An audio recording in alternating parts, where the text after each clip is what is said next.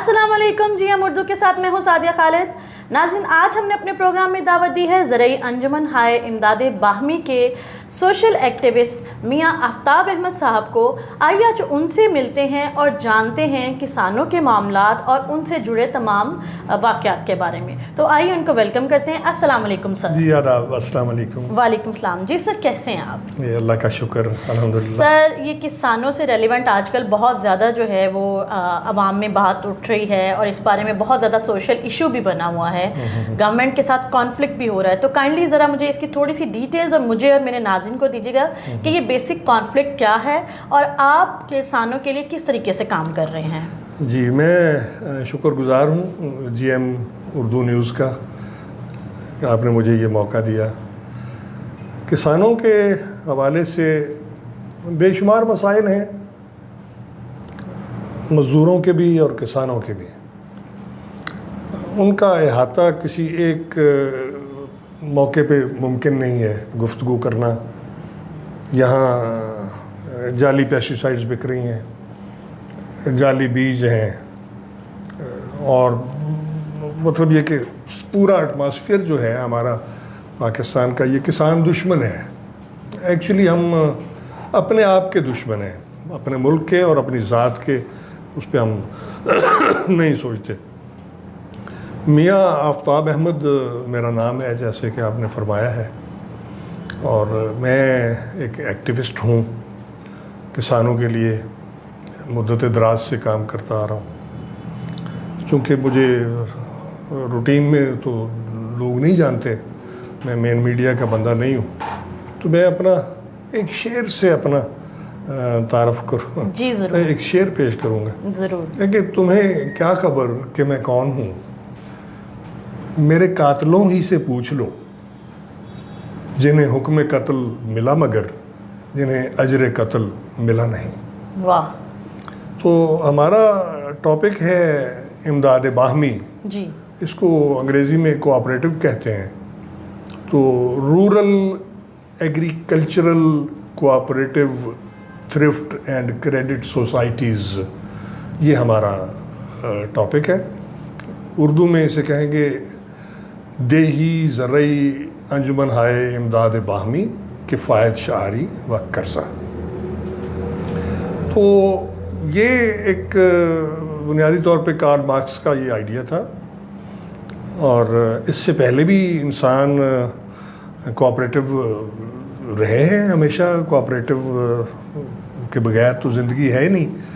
تو جب تک آپ امداد باہمی کے وہ نہیں ہیں، تو آپ کو پتہ ہوگا کہ حضرت عیسیٰ علیہ السلام نے بھی استحصال کے خلاف بات کی تھی، اور ان کو اپنے ہاتھوں سے صلیب اٹھانا پڑی، مگر وہ صلیب پر وارے گئے، وہ چڑھ گئے صلیب پر۔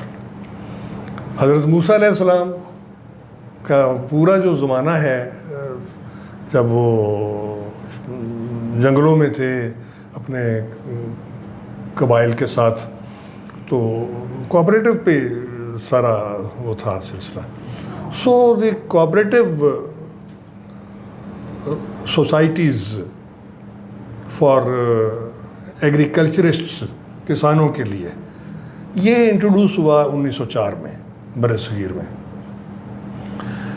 1912 میں پہلا کوآپریٹو ایکٹ بنا، اور اس کے بعد یہ ہوا کہ 1925 کا جو کوآپریٹو ایکٹ ہے،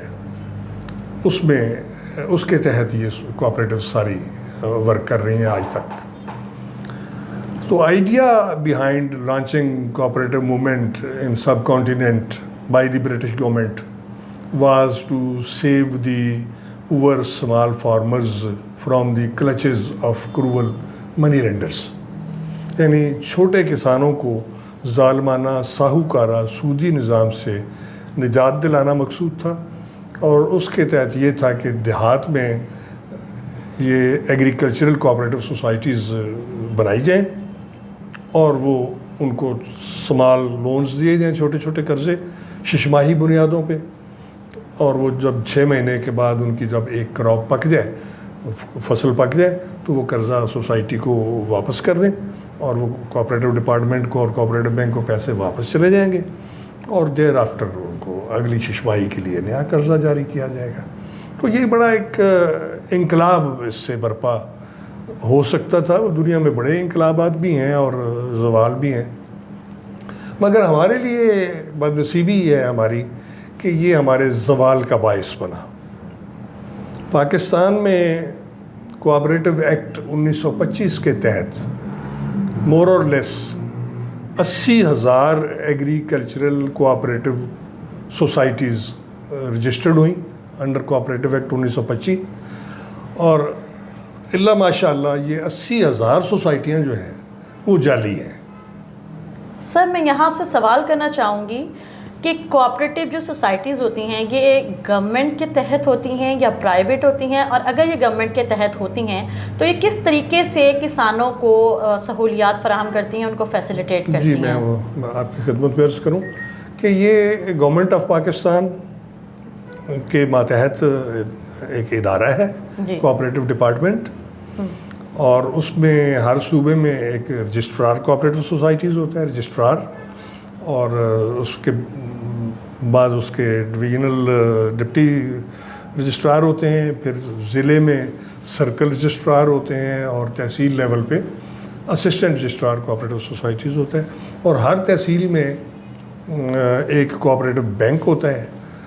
تو یہ سوسائٹی کی رجسٹریشن کے لیے، تشکیل دینے کے لیے، اس کو جو تحصیل لیول کا جو افسر ہے اسسٹنٹ رجسٹرار کوآپریٹو سوسائٹیز، وہ خود گاؤں میں جاتا ہے، اور گاؤں میں جا کے وہ لوگوں کو ڈھول پیٹ کے یا اسپیکر پہ اعلان کر کے ایک جگہ پہ جمع کرتا ہے، اور لوگوں کو بتاتا ہے جی کہ ہم فلاں ڈپارٹمنٹ سے آئے ہیں، محکمہ امداد باہمی سے، اور آپ اپنے گاؤں میں ایک سوسائٹی تشکیل دیں کسانوں پہ.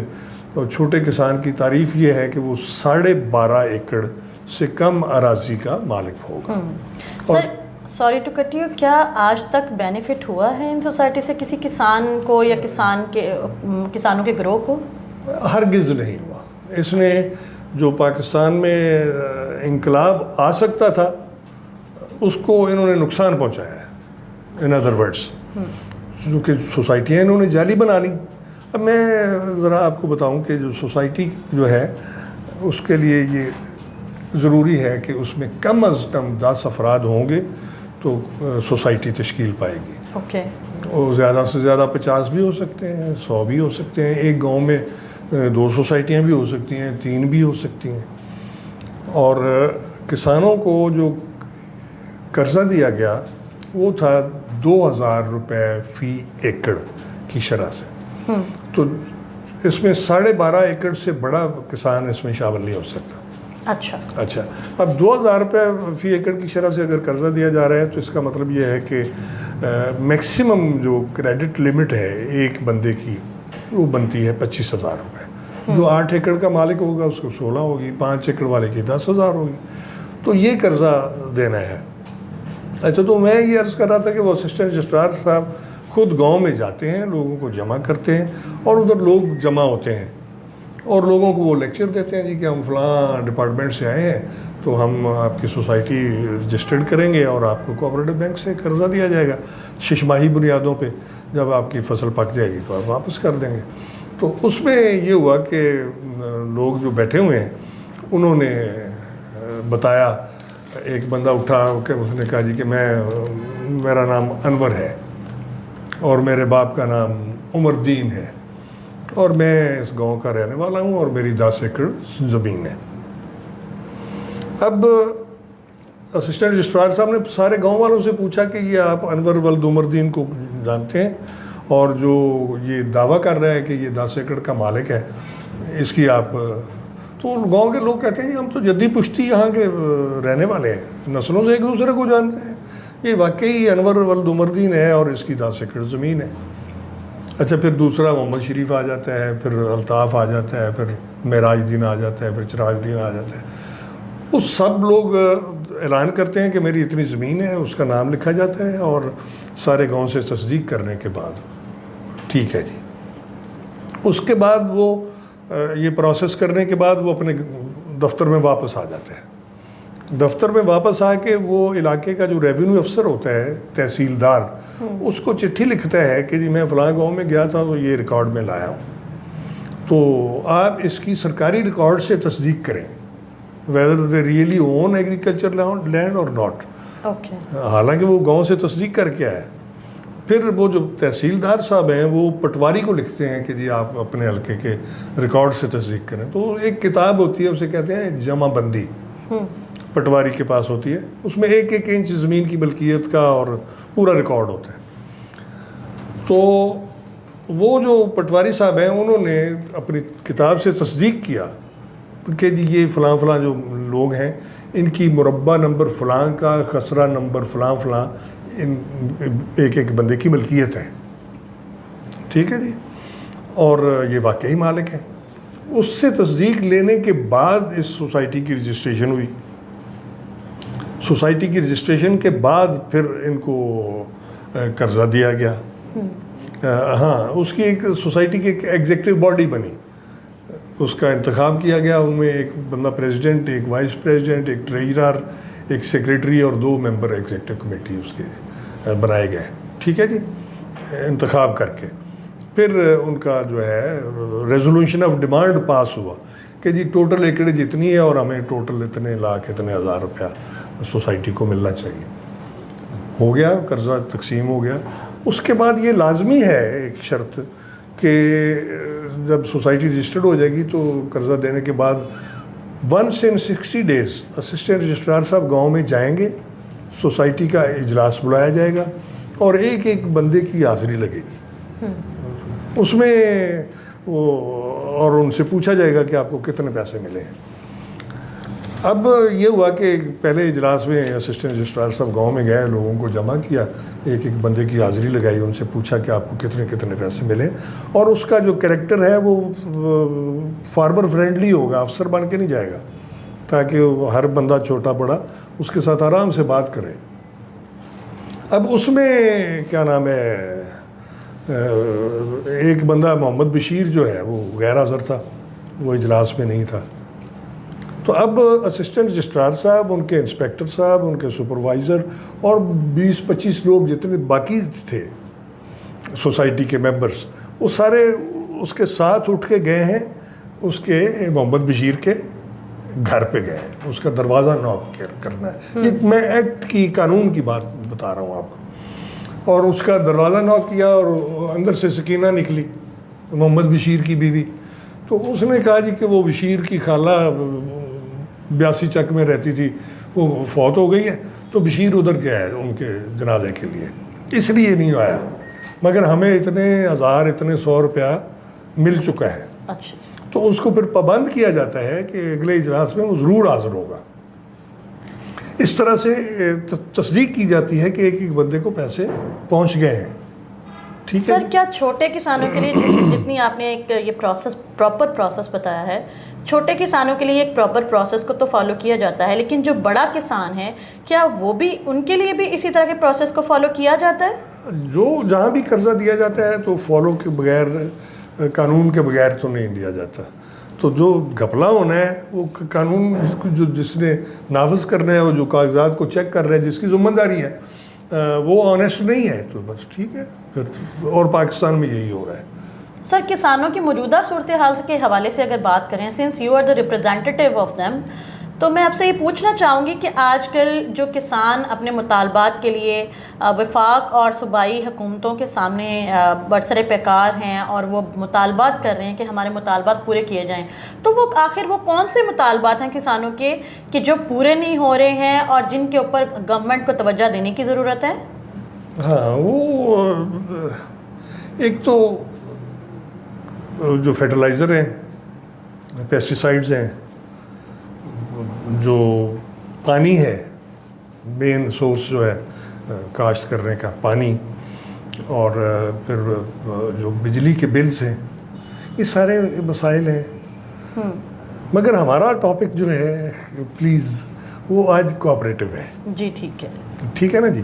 تو میں یہ بتا رہا تھا جی کہ وہ اس طرح سے تصدیق کرتے ہیں کہ ہر بندے کو پیسے مل جائیں. پہنچے ہیں کہ نہیں پہنچے. ایسا نہ ہو کہ کوئی ایم پی اے صاحب کھا جائے پوری سوسائٹی کا لے کے قرضہ, تو یا کوئی انفلوئنشل لے جائے پیسہ. تو بہرحال وہ اس ساری تصدیق کے بعد پھر میں نے عرض کیا کہ 2 مہینے میں ایک اجلاس لازمی ہے. اب اجلاس ہوتا ہے اگلے 2 مہینے کے بعد. سوسائٹی کا کوئی اجلاس اسسٹنٹ رجسٹرار صاحب کی عدم موجودگی میں ممکن نہیں ہے, کیونکہ ہر اجلاس کو وہی پریزائڈ کریں گے تو جب اجلاس منعقد ہوگا. اچھا, پھر اگلے 2 مہینے کے بعد وہ گئے ہیں اور پھر انہوں نے جا کے لوگوں سے ملے ہیں, ان کے فصلوں کے بارے میں پوچھا ہے اور ان کے فصلوں کے معائنے بھی کیے ہیں. ٹھیک ہے, اب ہوا کیا ہے, مصیبت یہ آن پڑی کہ انہوں نے جو بھی کیا نام ہے ساری جو یہ کارروائی تھی یہ بوگس تھی. اچھا. اب یہ گاؤں میں ایک دن جاتے ہیں اور وہاں سے انہوں نے جمال الدین کو پکڑ لیا. سوسائٹی کو جو قرضہ دیا گیا ہے وہ واپس ہی نہیں آیا, ڈیفالٹ کر گئی سوسائٹی. تو پتہ چلا جی کہ یہ جمال الدین تو جمالی کمار ہے, اس کی تو نسلوں سے کوئی ایگریکلچر لینڈ ہی نہیں ہے.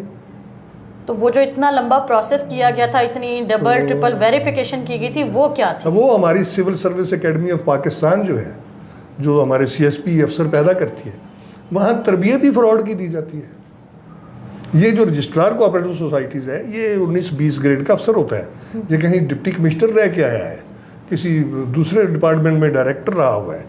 تو یہی کچھ ان کو سکھایا جاتا ہے کہ فراڈ کیسے کرنا ہے, اس ملک کا بیڑا گرک کیسے کرنا ہے, یہ ان کی تربیت ہے. میں عرض کرتا ہوں کہ 80,000 سوسائٹیاں جعلی ہیں. تو سر کیا کیا جا سکتا ہے, آپ بینگ این ایکٹیوسٹ کیا سجیسٹ کر رہے ہیں؟ اچھا, وہ میں آپ کو عرض کرتا ہوں. اب یہ جعلی سوسائٹیوں کی وجہ سے سب سے پہلے کیا ہوا کہ Sindh provincial cooperative bank collapse ہو گیا ان کے ڈیفالٹ کی وجہ سے. سندھ پروونشل کوآپریٹو بینک کے بعد بلوچستان کوآپریٹو بینک وہ ہو گیا, ٹوٹ گیا. پھر سرحد کوآپریٹو بینک ٹوٹ گیا. اب آ جائیں آپ پنجاب پہ. اب پنجاب کی سب سے زیادہ سوسائٹیز ہیں, یہ مور اور لیس 40,000 سوسائٹیاں پنجاب میں ہیں. اچھا, پنجاب کی 40,000 سوسائٹیاں بھی ویسے ہی بوگس ہیں جیسی دوسری تھیں, یہ بھی کولیپس ہو گئیں, یہ ساری کی ساری ڈیفالٹ کر گئیں. اس کے نتیجے میں یہ ہوا کہ 1997 میں پنجاب کوآپریٹو بینک جو ہے یہ ڈس فنکشنل ہو گیا. اب اس کے ڈس فنکشنل ہونے کے بعد یہ سارا کام رک گیا. اب 2021 چڑھ گیا ہے. اب ہم 2022 میں بات کر رہے ہیں. آج جو بھی تاریخ ہے, کیا تاریخ ہے آج؟ جی ہاں, آج 18 اکتوبر ہے. 18 اکتوبر سن 2022. 1997 میں یہ کوآپریٹو بینک پنجاب جو ہے یہ ڈس فنکشنل ہوا. 2021 کے جنوری فروری میں یہاں ہمارے صوبائی وزیر تھے, اب بھی ہیں, راجہ بشارت صاحب, اور ساتھ ہمارے چودھری پرویز الہی صاحب اس زمانے میں اسپیکر تھے, آج وہ وزیر اعلیٰ ہیں. تیسرے شریف آدمی عثمان بزدار صاحب تھے, وزیر اعلیٰ. انہوں نے پلان کیا کہ اس کو دوبارہ فنکشنل کر لیں. جب اس کو دوبارہ فنکشنل کرنے کا نوبت آئی, انہوں نے پلان کیا, تو جب وہ کیس آگے چڑھا افسروں کے ہاتھوں میں تو انہوں نے کہا جی کہ یہ تو 26 سال سے ڈس فنکشن چلا آ رہا ہے, تو اس کے لیے تو پرائم منسٹر صاحب کی ان کی اپروول کی ضرورت ہے, اس کے بغیر تو ممکن نہیں ہے. پھر جناب یہ کیس گیا پرائم منسٹر عمران خان صاحب کی ٹیبل پہ. انہیں بتایا گیا جی کہ اتنے اربوں روپے کا یہ ہو سکتا ہے, تو ذرا مہربانی کریں, ہمارے حالات ٹھیک ہو جائیں گے. تو Imran Khan was very kind to allow, انہوں نے الاؤ کر دیا. اب الاؤ ہونے کے بعد انہوں نے 1,536 ملین روپے کے قرضے انہی جعلی سوسائٹیوں کو دے دیے جن کی وجہ سے یہ تھا. اب یہ پیسہ جو ہے یہ ایم پی ایز کی, ایم این ایز کی جیبوں میں گیا ہے, یہ راجہ بشارت کی جیب میں گیا ہے, یہ پرویز الہی صاحب اس کے بارے میں بتائیں.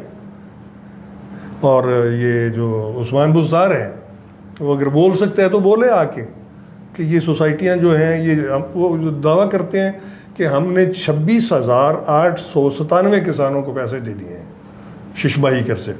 اور پھر مزے کی بات ہے کہ یہ 2 ٹرانزیکشنز ہو گئیں 2021 میں, تیسری ٹرانزیکشن ہو گئی ششماہی بنیادوں پہ ہے نا, تیسری ٹرانزیکشن ہو گئی جو جولائی یہ 2022 میں.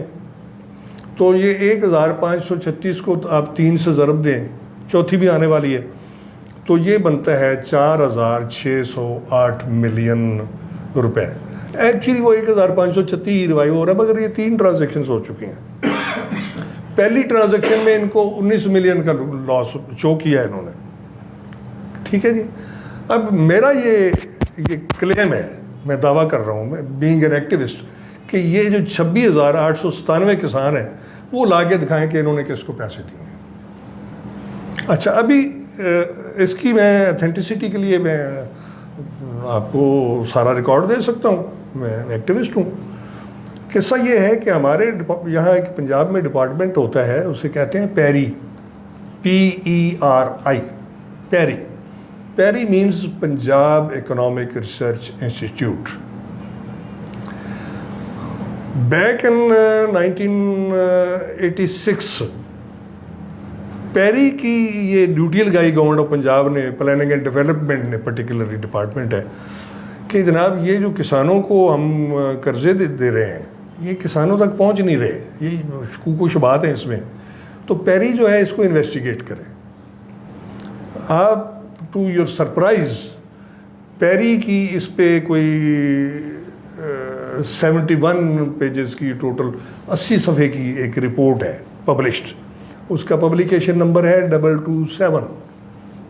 ٹھیک ہے جی. پیری کی رپورٹ کے مطابق صوبہ پنجاب کی 97%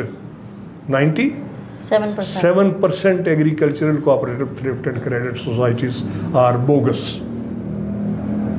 یہ پیری کی رپورٹ ہے, میں آپ کو اس کی کاپی دیتا ہوں, پیری کا دفتر کا بتاتا ہوں کہاں ہے.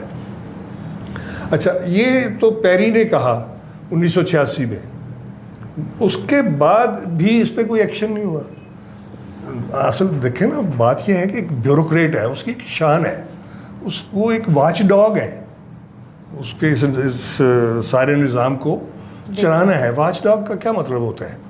آپ انگلینڈ ادھر جاتے ہیں تو جو بندہ کہتے ہیں کہ آئی ایم واچ ڈاگ, اور میرے ذمے یہ کام قوم نے لگایا ہے, مجھے عزت دی ہے, میرے سر پہ ٹوپی رکھی ہے, اعتماد کیا ہے, اور مجھے تنخواہ بھی دے رہے ہیں اور جو پینشن بھی دیں گے, اور میں واچ ڈاگ ہوں, میں کوئی غلط کام نہیں ہونے دوں گا. ٹھیک ہے. ہمارا سول سرونٹ جو ہے CSP, civil service academy of Pakistan سے جو رجسٹرار کوآپریٹو سوسائٹیز آتا ہے پرٹیکولر, اس کی بھی تو کوئی شان ہونی چاہیے یا نہیں ہونی چاہیے. بیوروکریٹ کی کوئی بیوروکریٹک آن شان تو ہوتی ہے نا, غیرت ہوتی ہے. اگر یہ ثابت ہو جائے کہ یہ 97% ایگریکلچرل کوآپریٹو سوسائٹیز جعلی ہیں جنہوں نے کسانوں کو اپلفٹ کرنا تھا, اور پاکستان کو گندم میں اور گنے میں اور چاول میں اور دالوں میں اور آئلز میں اور فروٹس میں اس کو کرنا تھا خود کفیل پاکستان کو, تو یہ کیوں نہیں ہو سکا؟ آپ کی 80,000 سوسائٹیاں جعلی کیسے ہیں؟ اگر آپ میں بیوروکریٹک غیرت ہے تو آپ اس کا جواب دیں. پھر یہ ہے کہ یہ ثابت ہو گیا کہ انہوں نے کہہ دیا پیری نے کہ 97% جعلی ہیں. ایک تو یہ ہو گیا. دوسری پھر یہ رپورٹ ان کی 1996 میں دوبارہ پبلش ہوتی ہے, اس کے بعد یہ ڈسفنکشنل کیا گیا اس کو. اس دوران ایک اور کیس ہے چھوٹا سا, چیف سیکرٹری پنجاب نے چیف منسٹر شہباز شریف دین ان 1999 میں ان کی حکومت ختم ہو گئی تھی, تو اس نے یہ شہباز شریف نے آرڈرز کیے تھے کہ اس کی اسکوٹنی ہونی چاہیے ایگریکلچرل کوآپریٹو سوسائٹیز کی. وہ اسکوٹنی ہوئی, اس کے بعد ان کی گورنمنٹ ٹوٹ گئی. اس اسکوٹنی کے رزلٹ آئے 2003 میں. اس زمانے میں پنجاب میں صوبائی وزیر جو تھے ان کا نام تھا انور ملک. انور ملک نے جو معتبر اخبار ہیں، ڈان ہے، دی نیوز ہے، نیشن ہے، نوائے وقت ہے، جنگ ہے، تو بڑے اخبارات تھے، ان کے نمائندگان کو بلایا اور ان کو بتایا جی کہ ہمارے ڈپارٹمنٹ میں سوسائٹیز کی اسکروٹنی ہوئی ہے، اور یہ بات میں کر رہا ہوں 12 دسمبر 2003 کی، روزنامہ ڈان کی خبر کی بات کر رہا ہوں. تو انہوں نے بتایا جی کہ ہمارے اسکروٹنی کے نتائج آ گئے ہیں، ابھی 13 ضلعوں کے آگے ہیں اور 6 مہینے کے بعد باقی کمپلیٹ رزلٹ آ جائے گا. انور ملک نے بتایا کہ ہمارے اس اسکروٹنی کے نتیجے میں پنجاب میں 40% سوسائٹیاں 13 ضلعوں میں جعلی پائی گئی ہیں. 13 ضلعوں میں 40% سوسائٹیاں جعلی ہیں.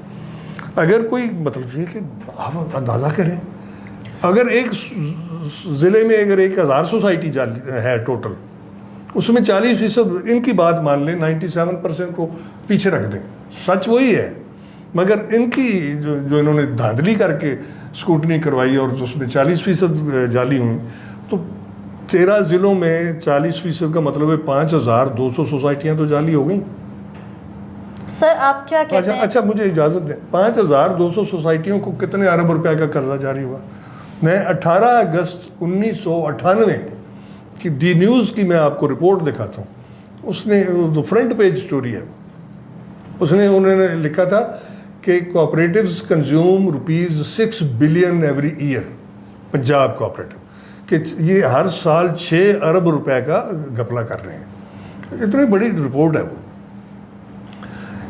Instead of that all that, ہماری بیوروکریسی کو، پنجاب میں چیف سیکرٹری بھی ہوتا ہے، ہوم سیکریٹری بھی ہوتا ہے، ریونیو بھی ہے، کوآپریٹو بھی ہے، تو یہ جعلی سوسائٹی کی رجسٹریشن جو ہے اٹس اے کرائم. تو اس کرائم کے اوپر کیا کیا آپ نے؟ اس کے برعکس آپ یہ کرتے ہیں کہ گاؤں میں وہی لوگ جن کے نام لکھے ہیں، وہ کوئی موچی ہے، کوئی نائی ہے، کوئی لوہار ہے، کوئی ترخان ہے، کوئی جراح ہے، کوئی چیمبا ہے، کوئی چنگڑ ہے، ان کے نام آپ نے ڈال دیے ایز اے ممبر. جعلی لینڈ ریکارڈ بنا لیا آپ نے پٹواری سے، تحصیلدار سے مل کے، اور ان کے نام پہ آپ نے قرضے جاری کیے، اور وہ ایم پی اے صاحب کے الیکشن میں لگ گئے، یا کسی نمبردار نے کھا لیے، یا انفلوئنشرز نے کھا لیے. تو آپ نے ایکشن کیا کیا ہے؟ سر بینگ این ایکٹیوسٹ، لاسٹ میں کائنڈلی آپ میرے ویورز کو بتائیے گا کہ آپ کیا سجیسٹ کرتے ہیں، جو آپ نے ان کی گھپلوں کے بارے میں بتایا ہے اور یہ جو غلط ہو رہا ہے، آپ کی ریسرچ اس پہ بہت زیادہ وسیع ہے، تو آپ کیا سجیسٹ کرتے ہیں کہ کیا کیا جا سکتا ہے کہ اس ساری چیزوں کو اوور کم کر کے جو اصلی حقدار کسان ہیں ان تک فائدہ پہنچایا جا سکے؟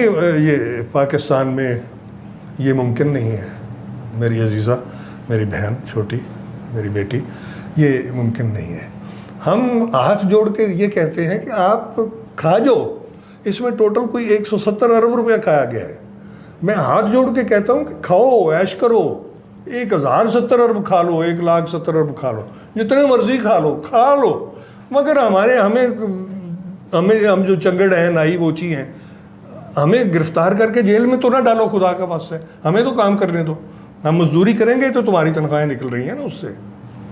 آپ نے زراعت کو برباد کر دیا. آپ کو ایک بنا بنایا ڈپارٹمنٹ ملا تھا برٹش گورنمنٹ کی طرف سے، پورا سٹرکچر موجود تھا. اگر آپ اس کو چلا لیتے تو پاکستان میں جو ہم دودھ امپورٹ کر رہے ہیں، جو ہم چاکلیٹ امپورٹ کر رہے ہیں بچوں کے لیے، جو ہم سارے دالیں امپورٹ کر رہے ہیں، ہماری پاکستان کی بھی تو اناج یا غیرت تو ہونی چاہیے نا. ہمارا مطلب ہے کہ یہ سونا اگلنے والی زمینیں ہیں.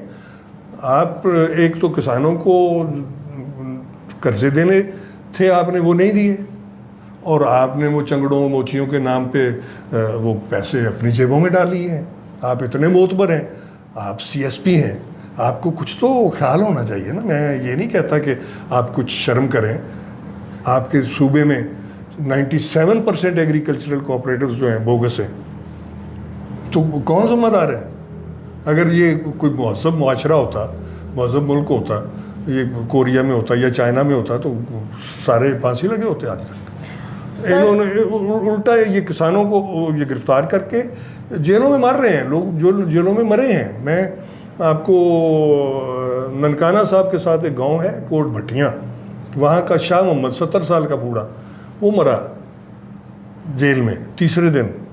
اور اس کی نوائے وقت 25 ستمبر سن 2000 کو خبر چھپی کہ وہ 70 سالہ بوڑھا ننکانہ صاحب کی اولاد میں ایڑیاں رگڑ رگڑ کر مر گیا.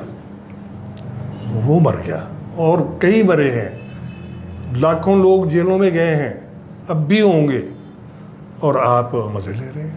آپ کہتے ہیں ہماری یہ ریاست مدینہ ہے, اور ریاست مدینہ والے 4608 ملین کھا گیا ہے, جس کا نام ہے دنیا میں, برانڈ ہے کہ میں بہت ایماندار ہوں. سر بہت شکریہ, آپ نے اتنے اہم ٹاپک اور اتنی اہم پرابلم کے اوپر ہمارے ویورز کو آگاہ کیا, اور آپ نے جھنجھوڑا ہماری اس اسٹیبلشمنٹ کو جو اس چیز کے اوپر توجہ نہیں دے رہی. ناظرین, آپ لوگوں نے سنا میاں آفتاب احمد صاحب جو کہ سوشل ایکٹیوسٹ ہیں کسانوں کے حقوق کے لیے, انہوں نے کتنے واضح انداز میں بتایا کہ کس طریقے سے کسانوں, چھوٹے کسانوں کا حق جو ہے وہ کھایا جا رہا ہے اور کس قدر بڑے پیمانے پہ کرپشن کی جا رہی ہے. ضرورت اس بات کی ہے کہ گورنمنٹ اور گورنمنٹ میں موجود آفیشلز اپنی ذمہ داریوں کو نہ صرف سمجھیں بلکہ حقدار کو اس کا حق پہنچانے کا مکمل بندوبست کریں, تبھی پاکستان ترقی کر پائے گا, ادروائز وہ ان مسائل سے کبھی نکل نہیں پائے گا. GM اردو سے فی الحال اتنا ہی. سعدیہ خالد کو اجازت دیجیے, ملتے ہیں اگلی کسی ویڈیو میں. اللہ حافظ.